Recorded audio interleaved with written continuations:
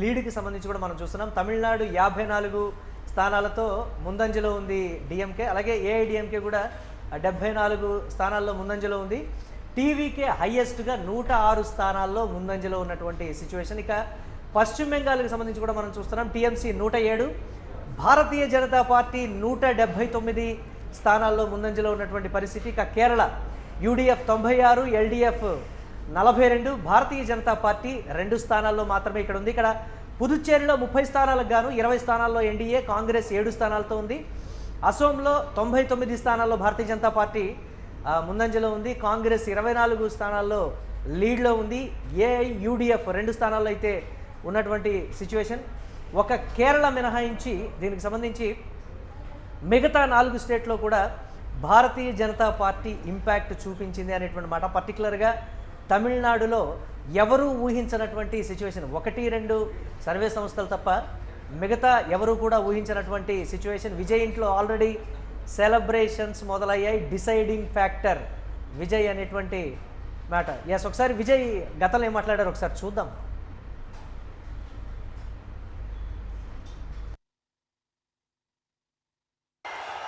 There are so many jackals and other animals in the forest, but there will be only one lion.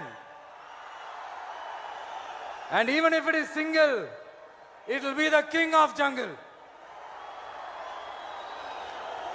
It is not only a description but also a clear declaration.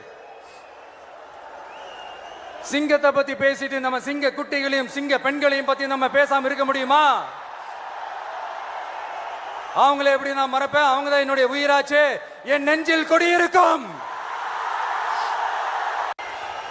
There are so many jackals and other animals in the forest, but there will be only one lion. And even if it is single, it will be the king of jungle. It is not only a description but also a clear declaration. சிங்கத்தை பத்தி பேசிட்டு நம்ம சிங்க குட்டிகளையும் சிங்க பெண்களையும் பத்தி நம்ம பேசாம இருக்க முடியுமா? அவங்களே எப்படி நான் மறப்பேன்? அவங்க தான் என்னுடைய உயிராச்சே. என் நெஞ்சில் கொடியிருக்கும். There are so many jackals and other animals in the forest, but there will be only one lion. And even if it is single, it will be the king of jungle. It is not only a description but also a clear declaration.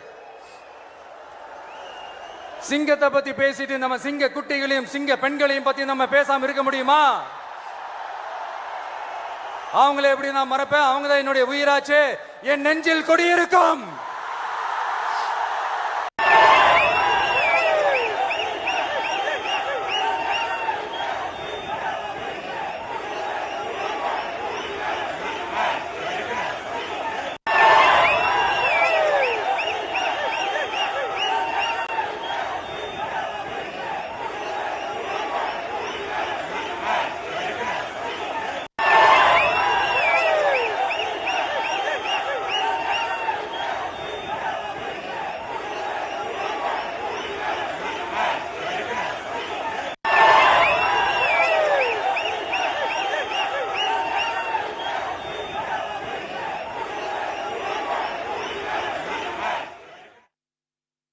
Tamil Nadu ఎన్నికల్లో స్పష్టమైన ఆధిక్యం కనపడతా ఉంది.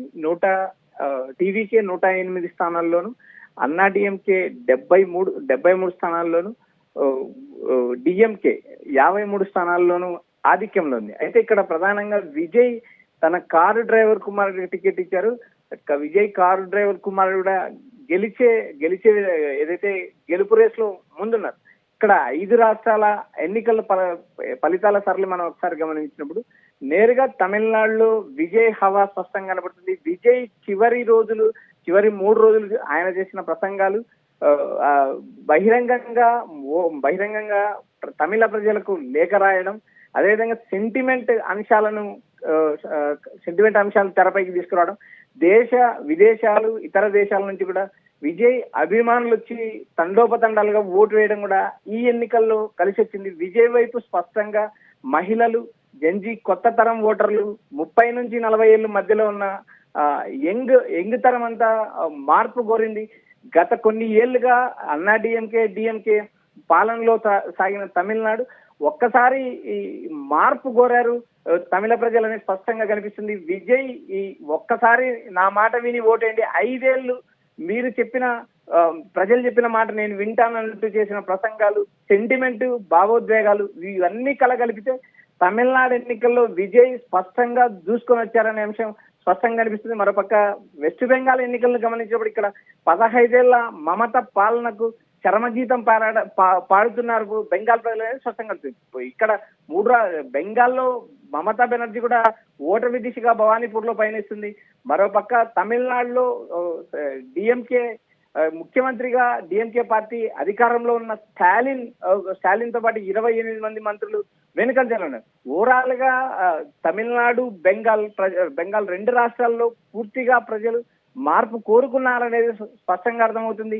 కేరళలో LDF పాలనకు 10 ఏళ్ల LDF పాలనకు తెరపడిందని స్పష్టంగా ఇక్కడ చెప్పొచ్చు. ఎందుకంటే ఇక్కడ కాంగ్రెస్ కూటమి స్పష్టమైన మెజార్టీతో అధికారంలోకి వచ్చింది. గత రాత్రి ఏదైతే సీఎం విజయన్ తన ట్విట్టర్ అకౌంట్ లో కూడా ఎక్స్ ఖాతాలో కూడా సీఎం అనే అంశాన్ని తీశారు. సిపిఎం ఆ అంశాన్ని కూడా పక్కన పెట్టారు. అయితే ఎన్నికలకు ముందే విజయ్ ఓటమి ఒప్పుకున్నారనే అంశం కూడా తేటతెల్లమైపోయింది. మరోపక్క అస్సాంలో అధికార బీజేపీ మరోసారి తన పట్టును నిలబెట్టుకున్నదని చెప్పొచ్చు. వరుసగా 3వసారి అధికారంలోకి బీజేపీ వస్తుంది. గతంలో కాంగ్రెస్ వరుసగా 3 సార్లు అధికారంలోకి వచ్చింది. కాంగ్రెస్ తర్వాత బీజేపీ అధికారంలోకి వచ్చింది. హిమంత బిశ్వ శర్మ ఆధ్వర్యంలో ఎన్నికలకు వెళ్ళిన బీజేపీ 2 సార్లు అధికారం సాధించింది. మరోసారి ముచ్చటగా హ్యాట్రిక్ సాధించిందని స్పష్టంగా చెప్పొచ్చు. పుదుచ్చేరి లాంటి కేంద్ర పాలిత ప్రాంతంలో ఎన్డీఏ కూటమి స్పష్టమైన మెజార్టీ దిశగా పయనిస్తుంది. ఎన్ఆర్సీ కాంగ్రెస్ బీజేపీ పొత్తు పెట్టుకున్నారు. ఇక్కడ స్పష్టంగా అనిపిస్తుంది. అయితే ఇక్కడ ఒక సర్ప్రైజింగ్ ఏదైతే యానాం ఎన్నికల్లో మల్లాది చాలా ముందంజలో ఉన్నారు. దాదాపు 4000 మెజార్టీతో ఆయన దూసుకొని పోతారు. మరో 2 బూతులు మాత్రమే కౌంటింగ్ మిగిలి ఉన్నాయి. యానాంలో మల్లాది విజయం కూడా దాదాపు ఖరారైనట్టు అక్కడి నుంచి సమాచారం వినిపిస్తుంది.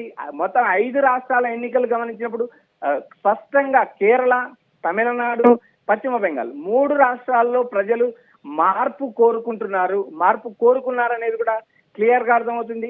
ఇటు అస్సాంతో పాటు పుదుచ్చేరి 2 రాష్ట్రాల్లో గతంలో ఎన్డీఏనే అధికారంలో ఉండేది.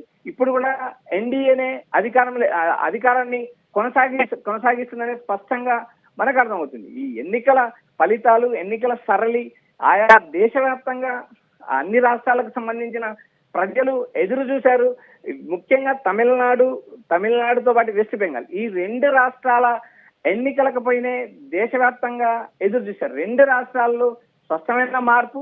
విజయ్ అనూహ్యంగా ఈ ఎన్నికల్లో 233 స్థానాల్లో ఒంటరిగా పోటీ చేయడం, విజయ్ పార్టీ దూసుకొని రావడం, దాదాపు 104 స్థానాల్లో ఆధిక్యంలో ఉన్నారు. మరోపక్క ఏడీఎంకే 75 స్థానాల్లోనూ, అధికార డిఎంకే పార్టీ 55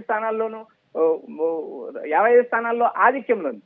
అయితే ఈ విజయ్ దాదాపు గెలుపు దిశగా పయనిస్తున్నారనే ఒక సమాచారం అయితే వినిపిస్తుంది.